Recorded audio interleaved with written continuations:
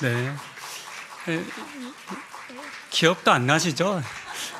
여러분의 자녀들도 분명 영화부 유치부 때 저렇게 특송도 하고, 아마 그때는 문학의 밤도 있고 성탄 전날 예배도 저렇게 많이 드렸던 것 같은데, 이렇게 귀한 아이들, 우리 자녀들이 함께 예배할 수 있고 또 이렇게 함께 특송으로 주님 오심을 기뻐할 수 있어서 너무나 좋습니다. 3부도 한대요. 2번이나. 네. 대림절 4번째 주입니다. 잘 오셨습니다. 반갑습니다. 오늘은 예수님의 부모인 요셉과 마리아가 보여준 순종의 이야기로 설교를 나누고자 합니다. 먼저 예수의 어머니인 마리아를 만나려고 하는데요. 마리아의 이야기는 누가복음 1장에 자세히 기록되었습니다. 어느 날 천사 가브리엘이 마리아에게 나타나 보라, 내가 잉태하여 아들을 낳게 될 것이다 라는 청천벽력 같은 이야기를 들려줍니다. 이 같은 수태고지의 말씀은 마리아가 아니라 다른 결혼한 여자였거나 또는 아이를 간절히 바라는 사람에게 이루어졌다면 크게 기뻐하고 또 환영받았을 이야기 말씀이겠습니다. 성경에 보면 그런 이야기가 많이 기록되었습니다. 창세기의 사라와 라헬, 삼손의 어머니 한나, 그리고 엘리사벳에게 이르기까지 모두 임신이 힘들었던 여자들에게 천사가 나타나 수태고지 이야기를 들려줍니다.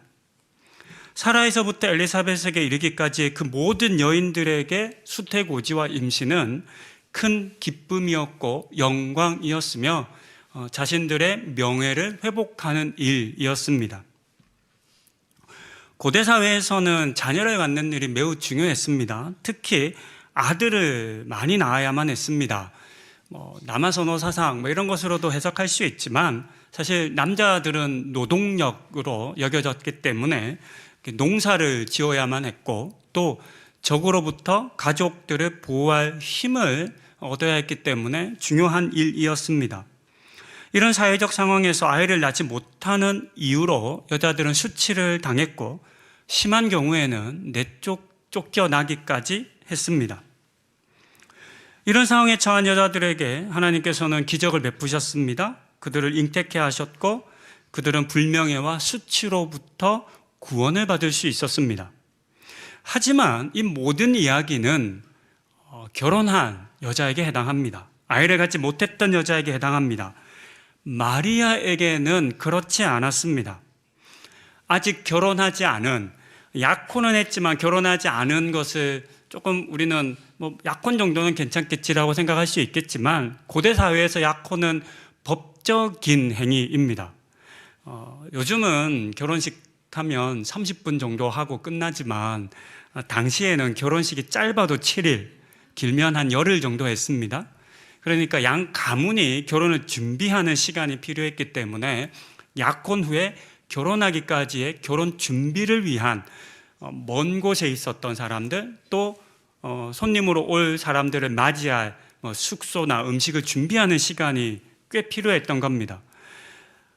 약혼해서 결혼하진 않았지만 법적으로 이들은 부부입니다.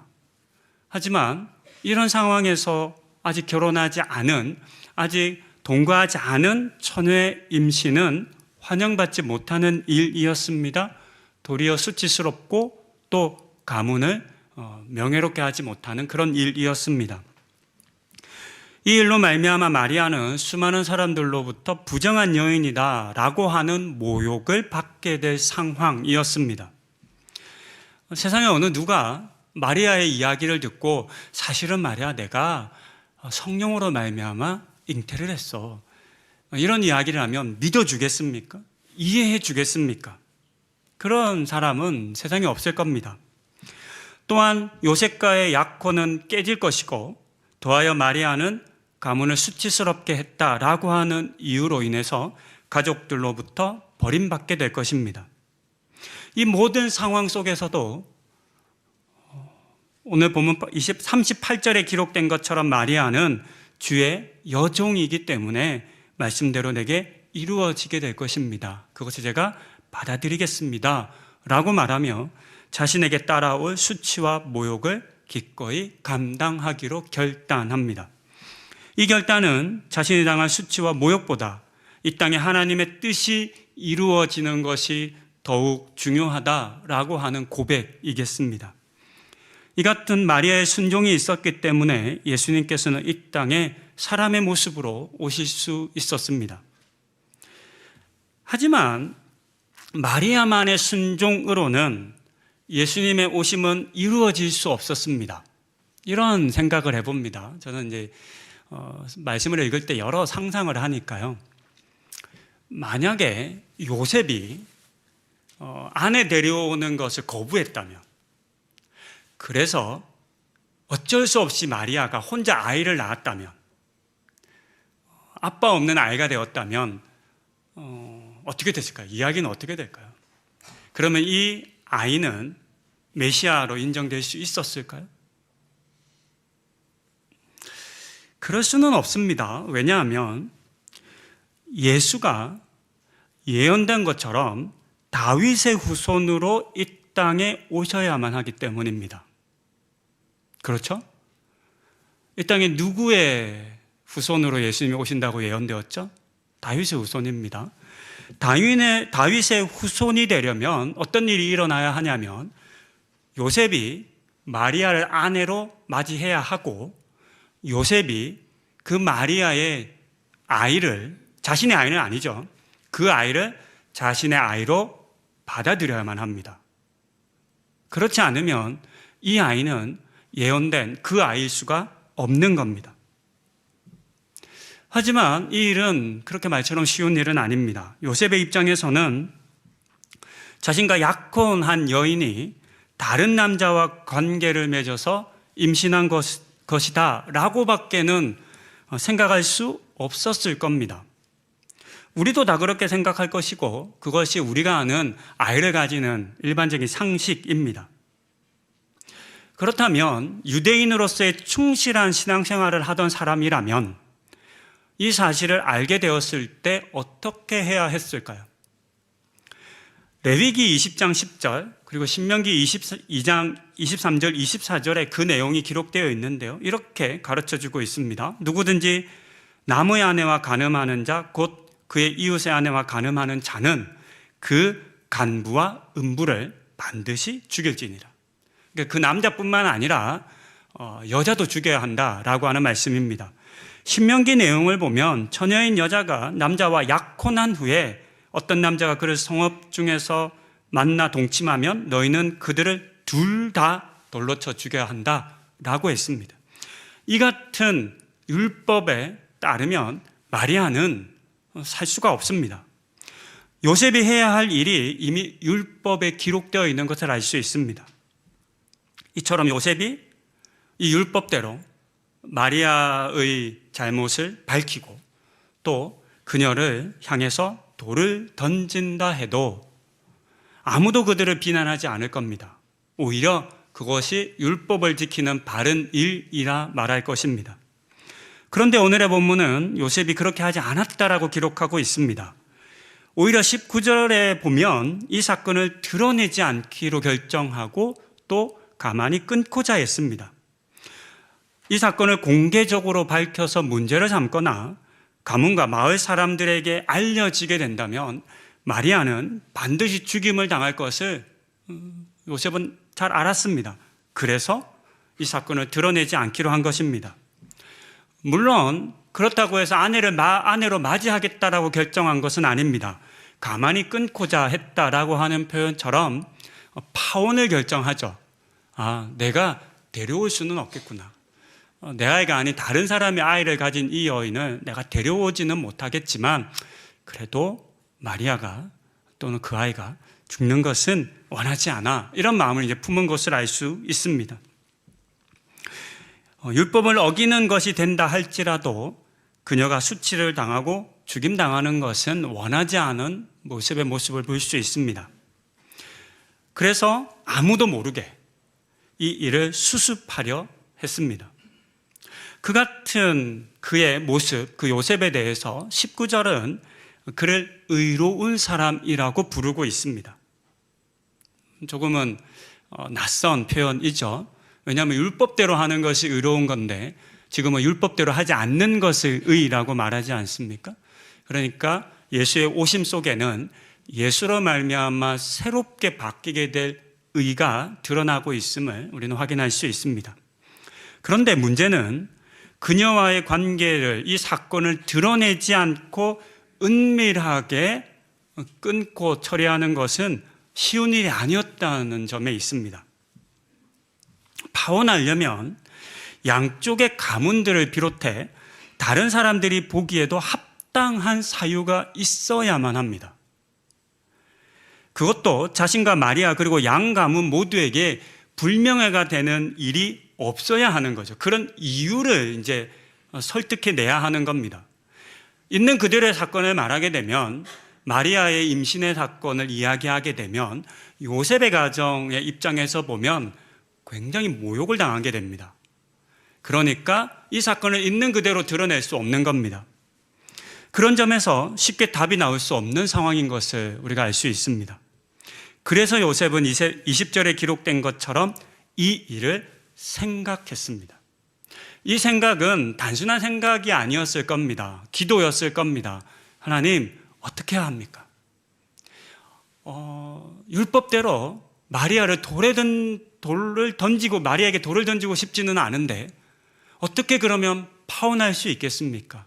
어떻게 그도 살고 또 우리도 불명예스럽지 않게 이 결혼을 파혼할 수 있겠습니까? 라고 하는 기도였을 겁니다. 그렇게 요셉이 이 일을 생각할 때 주의 사자가 꿈에 요셉을 찾아옵니다. 그리고 마리아에게 이루어진 일이 무엇인지를 설명하여 주고 그녀를 데려오라 말씀하셨습니다.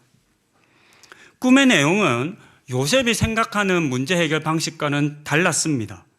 요셉은 마리아를 떠나보내는 고민을 하죠. 가만히 끊고자 하는 고민을 한 겁니다. 하나님께서는 반대로 데려와서 아내로 맞이하라라고 라는 말씀을 하셨습니다.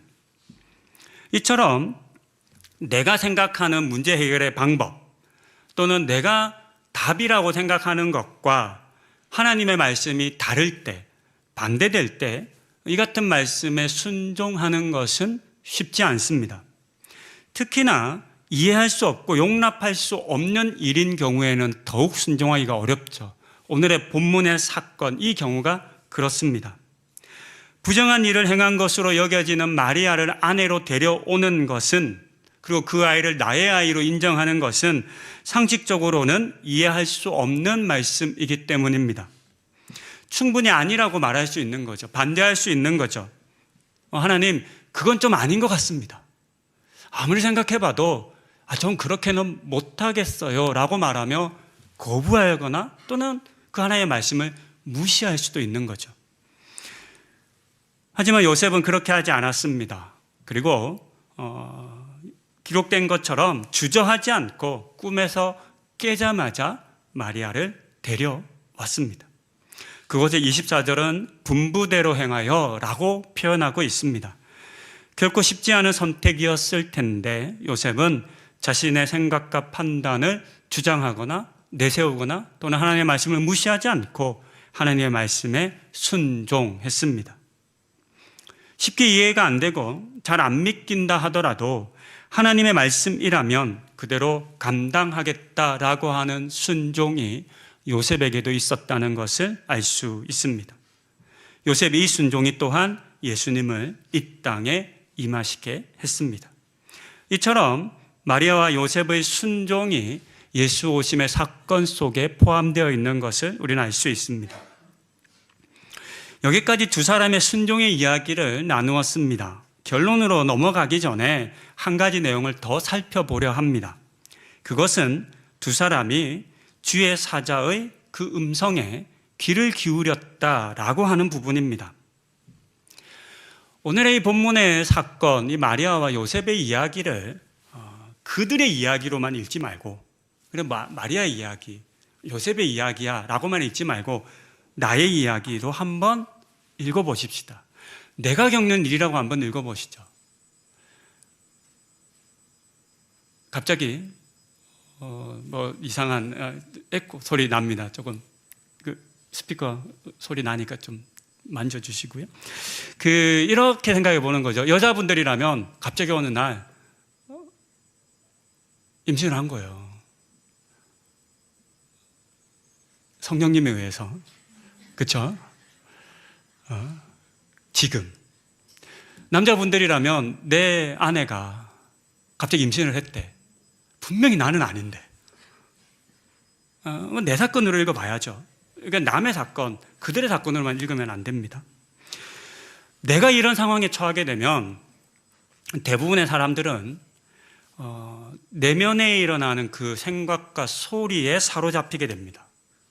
어떤 내면의 소리가 들려오기 시작하냐면, 어떻게 나한테 이럴 수가 있지? 도대체 무슨 일이야? 나는 이제 어떻게 살지? 이 사실을 사람들이 알게 되면 얼마나 수치스럽고 그 모욕이 될까? 또는 사람들의 나를 어떻게 바라볼까? 이런 걱정과 두려움의 소리가 이 내면에서 일어나게 되는 거죠. 그리고 그것이 나를 사로잡게 됩니다. 만약 마리아가 두려움 때문에 천사의 말을 끝까지 거부했다면, 그럴 일이 없다고 말하며 거부했다면, 혹은 요셉이 분노에 사로잡혀서 이 일을 생각하지 않고 당장에 마리아를 찾아가서 문 앞에 가서 어떻게 나한테 이런 일이 있을 수 있어? 라고 분노하고 화를 내고 이 일을 말했다면 어떻게 되었을까요? 그랬다면 이야기는 많이 달라졌을 겁니다. 지금 우리가 보고 있는 이런 이야기가 이어지진 않았겠죠? 하지만 놀랍게도 두 사람은 그 소란스러운 상황에서 그 수많은 생각과 수많은 걱정과 두려움의 그 소리들이 내 내면에서 울려 퍼질 때, 나에게 속삭일 때, 나에게 분노하게 할 때, 그 상황 속에서도 하나님의 음성을 들었습니다. 이것은 그들이 평소에도, 그리고 지금과 같은 위기의 순간에도 하나님에게 그들의 마음을, 귀를 집중하고 있었다라고 하는 것을 의미할 것입니다. 두 사람은 세상의 상식이나 사람들의 평판보다, 그리고 자신들 속에 가득한 생각과 걱정보다 하나님이 지금 나에게 무엇을 말씀하시는지를 듣는 것을 더 중요하게 여겼습니다. 이 같은 하나님을 향한 태도가 그들이 보여준 순종의 힘이라 할 수 있습니다. 그런 점에서 오늘날의 우리 그리스도인들에게 필요한 태도가 있다면, 특별히 어떤 어려운 일을 만날 때, 내가 감당할 수 없는 일을 만날 때, 나의 생각과 다른 하나님의 그 경험을 하게 될 때, 내 생각에 사로잡히거나 또는 세상의 말들을 듣는 것을 잠시 멈추고 나에게 말씀하시는 하나님의 음성을 듣는 것이 필요하다라고 이 말씀, 오늘의 본문을 우리에게 들려줍니다. 가끔 우리는 이런 생각을 합니다. 왜 나에게는 마리아나 요셉처럼 찾아오지 않는가라고 하는 질문을 합니다. 이런 거죠. 아니, 저도 순종하고 싶어요. 그런데 저한테는 꿈에 안 나타나셨잖아요. 이렇게 얘기할 수 있는 거죠. 아니, 저에게도 명확하게 천사 가브리엘이 나타나서 저에게 그렇게 말씀해 주시면 저도 잘 믿었을 거예요. 저도 순종했을 거예요. 라고 말하는 거죠. 아니, 목사님, 저는 바울 같은 경험이 없어요. 바울이 다메섹 도상에 가서 예수를 만났잖아요. 근데 저는 예수님이 오신 건지 만난 건지, 다른 사람들은 하나님의 음성을 듣는다 그러는데 저는 아무 말씀 안 하시던데요. 하나님의 목소리는 어때요? 이런 질문들을 하십니다. 그러니까 안 나타났다고 말씀하시는 거예요. 나에게는 그런 선명한 하나님의 말씀을 들려주지 않으셨기 때문에 저는 못 들었어요 라고 말씀하시는 거죠. 정말 그럴까요? 정말 우리 하나님께서 여러분에게는 아무 말씀을 안 하시는 것일까요? 여러분들을 찾아가지 않는 것일까요? 어쩌면 찾아오지 않으신 것이 아니라 찾아오셨음에도 불구하고 듣지 못하는 것은 아닐까요? 깨닫지 못한 것은 아닐까요? 창세기에 보면 아브라함이 부지 중에 천사를 영접합니다. 그런데 여러분, 천사인지 알고 영접했나요? 아니죠. 그냥 나그네였어요. 나그네가 가는 길 중에 배고프고 힘든 것을 알아서 그를 초대해서 그에게 음식을 베풀고 그들에게 선을 행하게 되죠. 근데 알고 보니 그들이 천사였죠. 하나님의 천사들이었습니다. 마태복음 25장에 보면 오른편과 왼편으로 하나님께서 사람을 나누어 심판하시는 장면이 이야기가 나옵니다. 그런데 너희는 의인들을 향해서 내가 줄였을 때, 병들었을 때, 나그네 됐을 때, 고통했을 때 너희가 나를 베풀었다 라고 얘기하죠. 그러니까 그렇게 여김받은 사람들이 언제요? 라고 묻습니다. 마찬가지로 악인들에 대해서도 너희는 그때 그렇게 안 했어 라고 말하죠. 또 그들이 얘기하잖아요. 언제요? 라고 얘기하죠. 그러니까 하나님께서 말씀하시지 않습니까? 내가 줄인 자의 모습으로 갔을 때, 내가 병든 자의 모습으로 너희 앞에 섰을 때, 내가 나그네로 너희와 함께 있을 때, 내가 고통하고 옥에 갇힌 자로 너희들 속에 있을 때라고 말씀하십니다.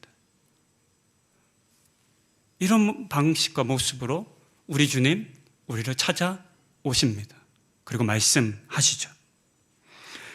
하나님은 다양한 방식으로, 다양한 모습으로 우리에게 말씀하고 계십니다. 때로는 성경 말씀을 통해서, 기도의 자리에서 우리에게 주시는 감동을 통해서, 설교나 강의를 통해서, 무엇보다 성령님께서 우리와 함께 거하시며 말씀을 기억나게 하시고 또 깨닫게 하십니다. 우리가 무엇을 기도해야 될지 알지 못할 때에는 직접 도우셔서 기도하게 하신다라고 말씀하셨습니다. 이것이 예수님의 약속입니다. 예수님께서는 반드시 내가 너희에게 성령을 보내어 줄 것이고 그 성령이 너희와 함께하며 나의 말씀을 기억나고 깨닫게 할 것이다 약속하셨습니다. 이처럼 지금도 하나님께서는 우리에게 말씀하십니다. 여기 계신 우리 성도님들 모든 분들에게 말씀하고 있으시죠. 그럼에도 불구하고 우리를 향한 하나님의 말씀을 우리가 듣지 못한다면 그 이유는 무엇일까요? 어쩌면 우리의 마음과 우리의 귀가 하나님을 향해 열려 있지 않기 때문은 아닐까요? 아니면 내 속에서 끊임없이 솟아나는 그 소리들이 너무 커서 그 소리를 듣기에 바빠서 나를 향한 하나님의 말씀을 듣지 못하는 것은 아닐까요? 그러니 감당할 수 없는 일을 만날 때, 내 힘과 지식과 능력의 한계의 상황에 직면할 때, 본문 속 마리아와 요셉과 같은 말도 안 되는 일을 경험하고 그것을 받아들여야 할 그때 우리가 해야 할 일이 있다면 그것은 그것에 대해서 반드시 말씀하실, 나를 찾아와 그 하나님의 뜻을 들려주실 그 하나님을 기대하고 기다리는 것이지 않겠습니까? 나에게는 하나님께서 아무 말씀을 안 하세요 라고 말씀하기 전에 내가 누구의 말에 더 귀를 기울이고 있는지를 살펴보는 우리 성도님들 다 되시기를 권면드립니다. 이제 말씀을 마무리합니다. 오늘 우리는 마리아와 요셉이라는 두 사람의 순종을 보았습니다. 결혼하지 않았는데 임신한다는 두려움과 수치 앞에서도 말씀대로 이루어지다라고 고백했던 마리아, 배신감과 사회적 비난을 무릅쓰고 분부대로 행하여 아내를 데려온 요셉, 이 두 사람의 순종이 없었다면 우리는 아기 예수를 만날 수 없었을지도 모릅니다. 이처럼 예수님의 탄생은 하나님을 향한 두 사람의 순종이 맺은 가장 아름다운 열매입니다. 세상은 상식과 이익을 따질 때 이들은 오직 하나님의 뜻을 따랐고 이 순종을 통해서 세상에 생명이 임했습니다. 이번 성탄절에 우리의 순종, 성도님들의 순종을 통해서 다시 한번 예수님께서 이 땅에 임하시도록 하십시다. 이 땅에 예수의 생명이 여러분들이 살아가는 그 모든 삶의 자리에, 직장에, 가정에, 깨어진 관계에 해결할 수 없는 그 문제 가운데 예수의 생명이 임하게 하시는 순종의 삶을 살아가시는 우리 성도님들 다 되시기를 소망하며 권면드립니다. 기도하시겠습니다. 마리아와 요셉 가운데 이루어진 순종의 모습을 보았습니다. 도저히 받아들일 수 없는, 인정할 수 없는, 아무리 생각해도 답이 없는 그 일들 가운데 하나님, 그런 의문과 그런 두려움과 그런 분노와 그 모든 내면의 소리보다 하나님의 말씀 앞에 더 귀를 기울였던 마리아와 요셉을 봅니다. 그리고 그 하나님의 말씀 앞에 순종함으로 말미암아 이 땅에 예수님께서 그리스도로 임하신 것을 보았습니다. 하나님, 우리는 다시 오실 예수님을 기대하며 소망합니다. 어떻게 우리가 예수님을 이 땅에 다시 임하게 할 수 있을지를 우리가 오늘의 본문을 통해서 배웁니다. 그것은 우리의 순종이겠습니다. 각자에게 들려지는 그 하나님의 말씀 앞에 순종함으로 각자의 처한 삶의 모든 자리에 예수 그리스도가 임하는 은혜를 허락하여 주시옵소서. 예수님의 이름으로 기도드립니다. 아멘.